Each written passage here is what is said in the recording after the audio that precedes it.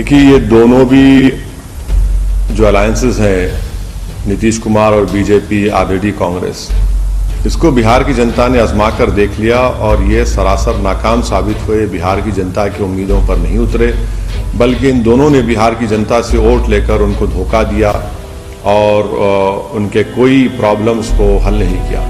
इसीलिए हमारा मानना ये है कि एक ऑल्टरनेट पॉलिटिकल प्लेटफॉर्म जो आज कुशवाहा साहब के लीडरशिप में सामने आया है, हम ये समझते हैं कि हम एक अच्छा गवर्नेंस देंगे। और साथ ही साथ ये बात समझने की ज़रूरत है कि पिछले पार्लियामेंट के इलेक्शन में आरजेडी और कांग्रेस ने बीजेपी को, एनडीए को हराने में सरासर नाकाम साबित हुए। तो हम बिहार की जनता को यही अपील कर रहे हैं कि आप अपने वोट को ज़ाय होने से बचाइए और ये इस चुनाव में बीजेपी नीतीश कुमार को घर में बिठाएगी और बीजेपी की पूरी कोशिश ये है कि इस चुनाव के बाद बीजेपी का मुख्यमंत्री बिहार का मुख्यमंत्री बन जाए।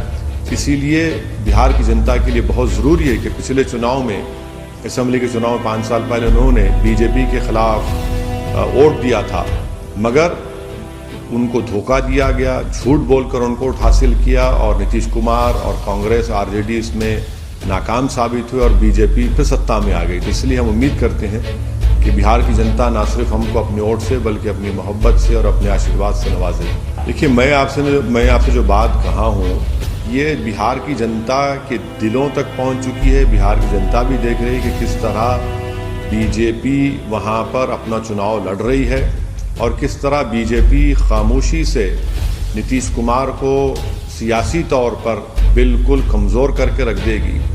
और इसीलिए हम बिहार की जनता से बार बार ये अपील कर रहे हैं कि आप अपने वोट को ज़ाय होने से बचाइए।